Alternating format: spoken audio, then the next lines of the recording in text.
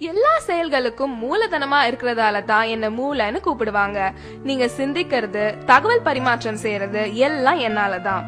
நான் ஒரு லைப்ரரி மாதிரி எல்லா விஷயங்களையும் கத்துக்கிட்டு கற்ற விஷயங்களை பத்திரப்படுத்தி வச்சு உங்களை பெரிய அறிவாளியா காட்டுறது நான் தான். உங்களோட உணர்வுகளையும் உடல் அசைவுகளையும் கூட நான் தான் கட்டுப்படுத்துறேன்.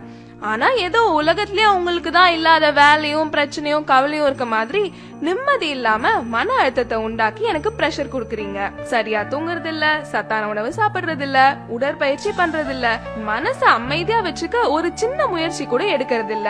இதனால எனக்கு புத்துணர்வு கொடுக்கிற ரத்த குழாய்கள் பாதிக்கப்பட்டு பக்கவாதம் வருது, ஞாபக மருதி, சிந்திக்கும் திறன், முடிவெடுக்கிற திறன் குறையுது, மனசு சம்பந்தப்பட்ட பிரச்சனைகள் கூட வருது. மது அருந்தி என் மதிய மயக்கி என்ன முட்டாளாக்குறன்ற பேர்ல உங்களை நீங்களே முட்டாளாக்கிக்கிறீங்க.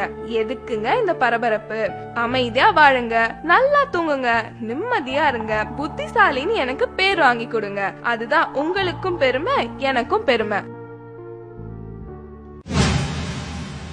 உங்க உடம்புல எல்லா உறுப்புகளும் 1, 2ன்னு தான் இருக்கும். ஆனா நான் மட்டும் தாங்க 32 இருக்கேன். நான் அதிகமா இருக்கிறதுனாலவோ என்னவோ தெரியல, நீங்க என்ன சரியாவே கவனிக்கிறது இல்ல. இன்னும் நான் யாருன்னு தெரியலையா? நான் தாங்க உங்க பல்லு பேசுறேன். நான் நீங்க சாப்பிடுற உணவை மென்னு சிறு துகள்களா மாற்றி செரிமானத்துக்கு முதுகெலும்பா இருக்கிறேன். பல்லு போச்சுன்னா சொல்லு போச்சுன்னு சொல்லுவாங்க. நான் இல்லன்னா உங்க பேச்சு கூட தெளிவா இருக்காது. நீங்க சிரிக்கும் போது உங்களை பளிச்சுன்னு அழகா காட்டுறது நான் தான். நான் இல்லன்னா நீங்க சிரிக்க கூட யோசிப்பீங்க. இவ்வளவு முக்கியமான எண்ணெய புகையில பாக்கு போட்டு சிகரெட் பிடிச்சு அழுக்காக்குறீங்க.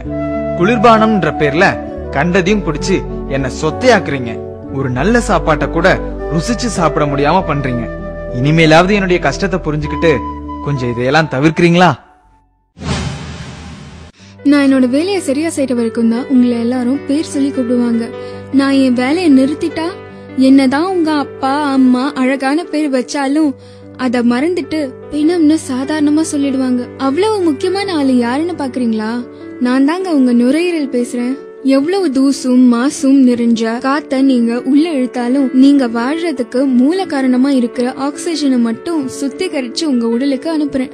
ஏற்கனவே சுற்றுப்புற மாசால சிரமப்பட்டு இருக்கேன். அத புரிஞ்சுக்காம என்னைய சிகரெட்டு பீடி பிடிச்சு நச்சு வாய்களை செலுத்தி என்னைய அடைக்கிறீங்க. வேலை செய்ய விடாம என்னோட காத்து பைகளை செயலிழக்க வைக்கிறீங்க. புற்றுநோய்க்கு மட்டும் இல்லாம பல நோய்க்கு ஆளாக்குறீங்க.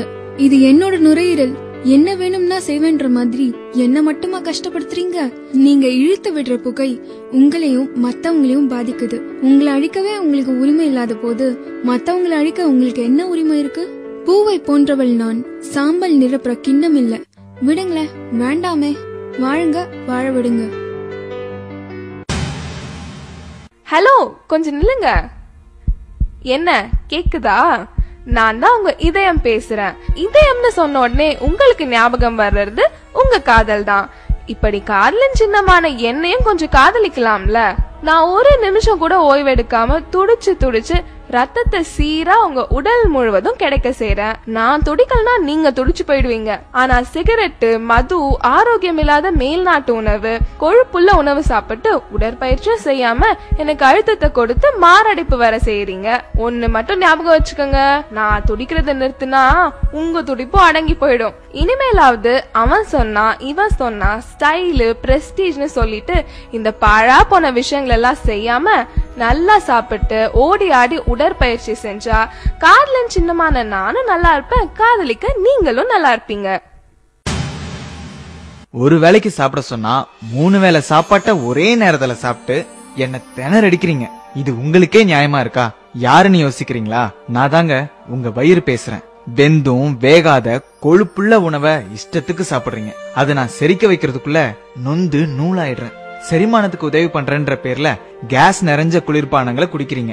இதுல மேலும் நான் புண்ணாயிடுறேன். இப்படி ஒரு பக்கம் அதிகமா சாப்பிட்டு சாகடிக்கிறீங்கன்னா இன்னொரு பக்கம் வேலைக்கு சாப்பிடாம டயட்ன்ற பேர்ல சாகடிக்கிறீங்க. இது போதாதுன்னு இன்னும் கஷ்டம் கொடுக்கற மாதிரி மது அருந்தி அந்த கசப்ப மறைக்க ஆரோக்கியம் இல்லாத உணவை சைட் டிஷ்னு ஸ்டைலா சொல்லிட்டு சாப்பிடுறீங்க. நீங்களே கொஞ்சம் யோசிச்சு பாருங்க, நான் எவ்வளவு மென்மையானவன்னு.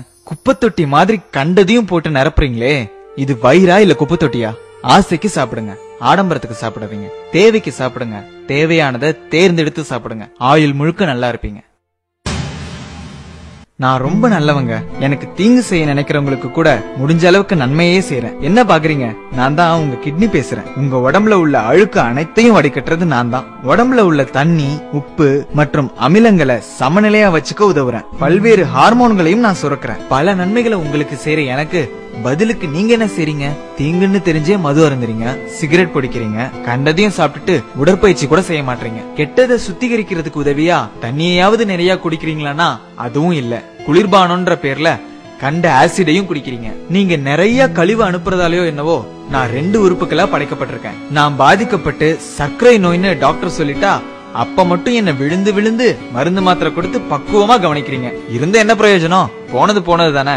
இனியாவது கண்கட்ட பிறகு சூரிய நமஸ்காரம் செய்யாம புத்திசாலியா இருப்பீங்களா? நான் ஒரு சுத்திகரிப்பு ஆலை, ஒரு சேமிப்பு கிடங்கு. பல வேலைகளை ஒன்னா செய்யறேன். யாருன்னு பாக்குறீங்களா? நான் தாங்க உங்க லிவர், அதாங்க கல்லீரல். உங்களுக்கு எங்கேயாவது அடிபட்டுச்சுன்னா ரத்தம் வெளியே போகாம உரைய வைக்கிறது நான் தான். நீங்க சாப்பிடுற எல்லாத்தையும் செரிக்க வைக்கிறதும் நான் தான். உங்க ரத்தத்தை சுத்திகரிச்சு உங்களுக்கு தேவையான சக்தியையும் நான் சேமிச்சு வைக்கிறேன். இது மட்டும் இல்லாம பல விட்டமின்களையும் மினரல்களையும் கூட நான் தான் சேமிச்சு வைக்கிறேன். மது குடிக்கிறதாலையும் கண்ட குளிர்பானங்களை குடிக்கிறதாலையும் பதப்படுத்தப்பட்ட ஆரோக்கியம் இல்லாத உணவை சாப்பிடுறதாலையும் என்னோட சுத்திகரிக்கிற திறமை இழந்து புற்றுநோய்க்கு கூட ஆளாகிறேன். 100 ரூபாய் டாக்டருக்கு ஃபீஸ் கொடுக்க கஷ்டப்பட்டுட்டு சின்ன சின்ன பிரச்சனைகளுக்கு எல்லாம் நீங்களே பெரிய டாக்டர் மாதிரி மருந்து மாத்திரை வாங்கி சாப்பிடுறீங்க. இதுக்கு பதிலா எனக்கு விஷத்தையே கொடுத்துடலாம். 100 ரூபாய் மிச்சம் பிடிக்கிறேன்னு 500க்கும் மேற்பட்ட வேலைகளை செய்யற என்ன கஷ்டப்படுத்தி நீங்களும் பல ஆயிரங்களை இழக்கிறீங்க. நான் எனக்காகவா சொல்றேன்? உங்களுக்காக தானே சொல்றேன். கொஞ்சம் காது கொடுத்து கேளுங்க. இதுக்கு அப்புறமாவது என்ன கஷ்டப்படுத்த மாட்டீங்கன்னு நம்புறேன்.